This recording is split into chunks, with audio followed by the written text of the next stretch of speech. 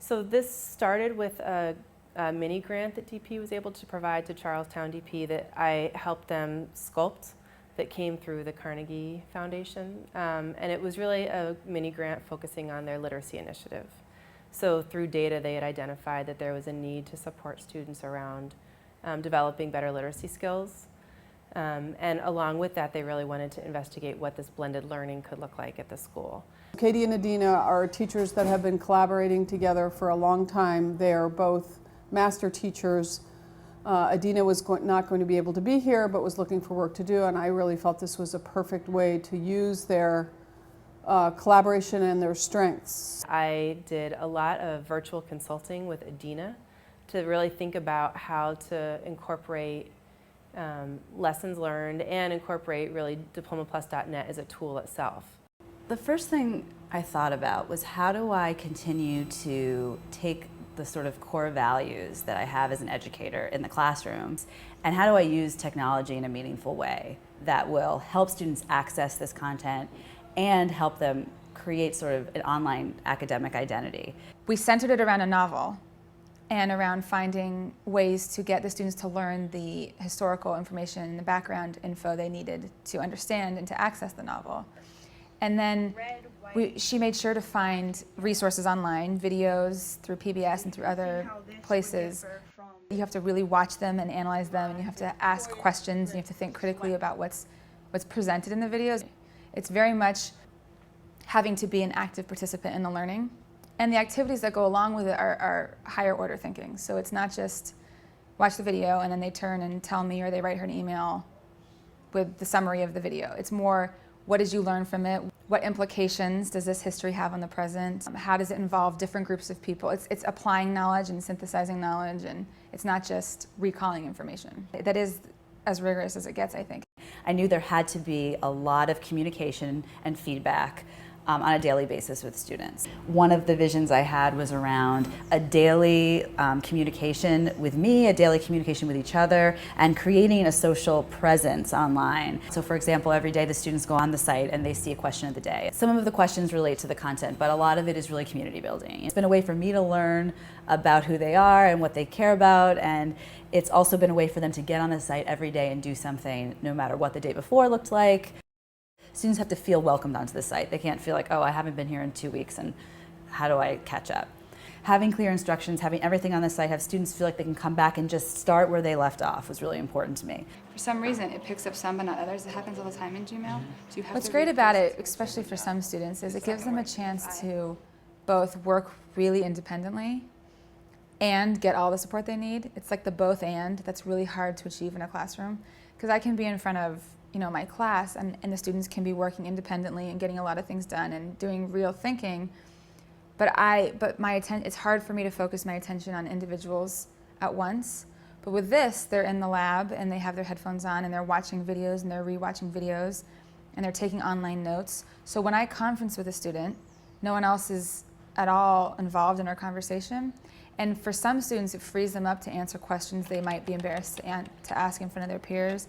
It also lets me give them my undivided attention, because I know that all of the rest of the students are engaged and busy and not distracted by what we're talking about. So it really has made the conferring and the one-on-one piece that I think is so important about teaching and learning possible in a way that I've never seen before. Why you want to be, like, how long have you known that you wanted to be a comedian, and why do you want to be a comedian? Since 3 years ago. So I have what? I have wanted to be a comedian since 3 years ago. Because I'm funny. People always laugh every time I make a lot of jokes. And I'm always happy.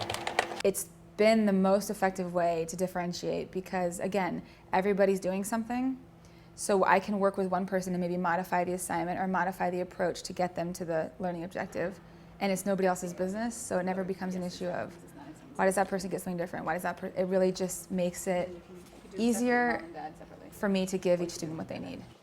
I live in Berkeley, California, and I happen to be right next to a beautiful university. And then I thought, wow, what a great way to have them see a university.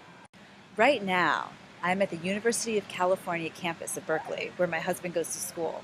And right behind me are a group of high school students who are on a college tour learning about the campus. But then I had the idea, well, who on campus could help teach these lessons?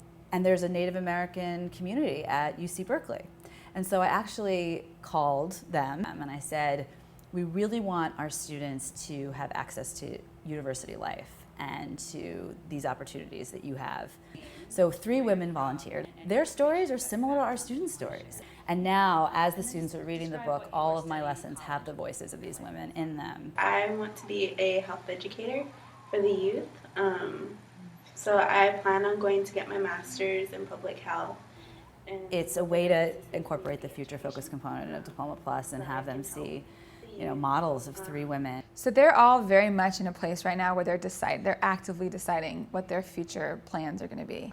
It really has been incredible to hear them talking about just the opportunities that they're seeing now, and also just getting excited about this other place that sort of to them has always been this elusive idea that's never really quite been theirs. They're owning it a little more.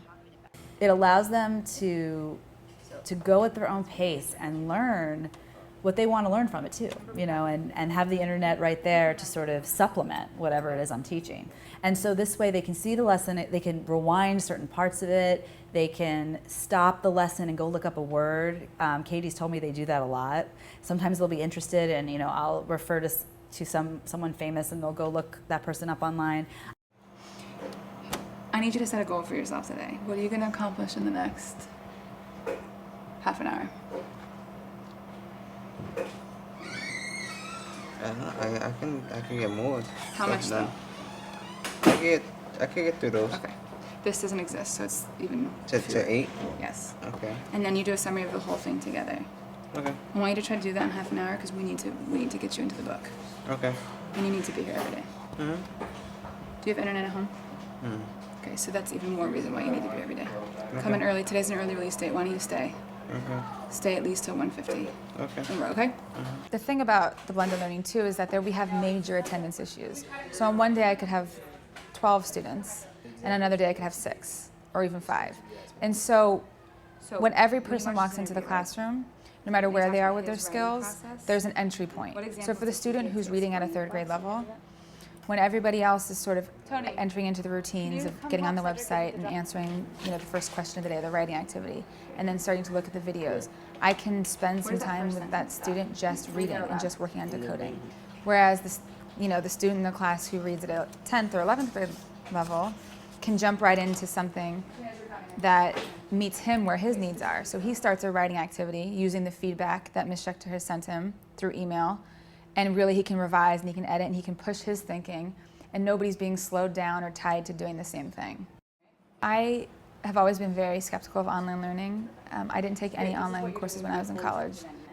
There's something about online learning that was always distant and sort of sterile to me, but this has completely changed my mind about that, and I think it's because of the marriage between the videos and seeing Ms. Schechter, the instructor there, and also getting the students are getting emails from her and they're feeling like they're getting to know her. You do and you're letting people see it.